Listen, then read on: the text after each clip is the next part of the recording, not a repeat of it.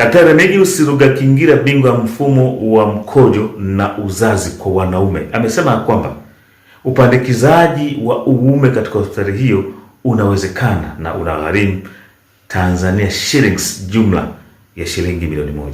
Amesema gharama hiyo inajumuisha vipimo, ununuzi wa vifaa vya kupandikia kwa maana vipandikizi surgery, na huduma ya upasuaji wa kusindika hivyo vinavyopandikizwa.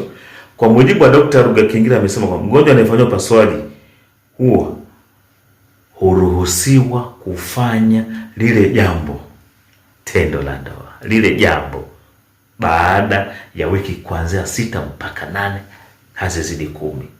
Yaani baada ya kufanywa upasuaji na kupandikizwa, basi mambo yanakuwa mazuri mule ndani ya wiki 6 mpaka 10. Shughuli zako zinaendelea kama kawaida.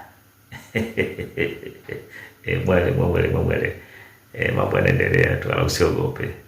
Yes, bwana, hii inahusu wale ambao wanahitaji kufanywa upasuaji na kupandikizwa uume kulingana na mahitaji yao. Bwana, hiyo ilikuwa taarifa yetu kutoka kule Dodoma.